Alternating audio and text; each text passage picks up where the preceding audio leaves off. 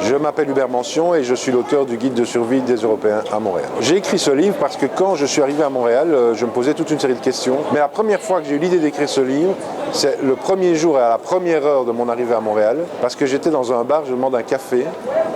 Et on m'amène une boisson chaude, mais vraiment dégueulasse. Je me suis dit, mais c'est pas du café. Et puis j'ai vu qu'il y avait des gens qui avaient des expressos. Et je me suis dit, il doit y avoir un autre mot quand on veut demander un café ici.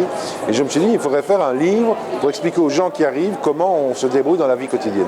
Mon premier souvenir de Montréal, c'est quand j'ai débarqué de l'avion en 2000. J'ai pris un taxi et je suis entré, c'était une grosse voiture américaine. À l'époque, les taxis, c'était des très grosses voitures américaines. Et le fait de me trouver dans ce genre de voiture et d'avoir un chauffeur qui me parlait en français, ça m'a fait un choc vraiment étonnant, parce que je me suis dit, mais on est à New York en français. C'est une erreur, mais c'était ma première impression. Ce qui m'étonne le plus à Montréal, c'est encore la qualité de la vie ici. On a une qualité de la vie c'est une ville où je trouve il n'y a pas de stress. Contrairement à beaucoup de villes en Europe, c'est une ville où il y a beaucoup d'activités. Alors, moi je dirais les deux choses les plus frappantes, c'est d'une part l'absence de stress, mais d'autre part, je crois que mondialement maintenant c'est reconnu, c'est la créativité de Montréal. C'est absolument incroyable le nombre d'artistes qu'il y a dans tous les coins de rue ici à Montréal. Je crois que c'est unique au monde. À Montréal, on vit à un moment unique au monde par rapport à ça, à la créativité.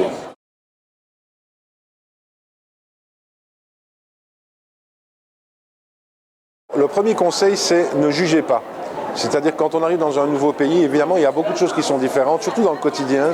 Il ne faut surtout pas commencer à juger ça. Il faut dire, ben voilà, moi j'ai choisi de venir vivre ailleurs, à l'étranger, donc c'est différent. Et il faut bien observer sans juger. Le deuxième conseil que je donnerais, c'est n'essayez pas de vous intégrer à tout prix. C'est une erreur de faire ça. Les immigrants, généralement, ne s'intègrent qu'à la deuxième génération. Ils sont intégrés complètement à une société à la deuxième génération. Une première génération d'immigrants, ce n'est pas là pour s'intégrer, ça ne s'intègre pas. Alors n'essayez pas à tout prix de vous intégrer parce que vous allez vivre ça mal. La troisième chose, je vous dirais, lisez le guide de survie si vous voulez avoir des tas de petits conseils pratiques, parce que moi, quand je l'ai écrit, je l'ai un peu écrit pour moi, parce qu'il y avait des tas de choses qui étaient tellement différentes. On ne trouve pas évidemment dans les guides de voyage comment il faut faire pour s'abonner à l'électricité, pour ouvrir un compte en banque et toutes ces choses-là. Et ça m'a pris beaucoup de temps d'apprendre tout ça. Alors c'est un peu une économie de temps que j'ai faite pour ceux qui arrivent et qui veulent découvrir la ville avec toutes les surprises au quotidien, mais aussi la magie de Montréal.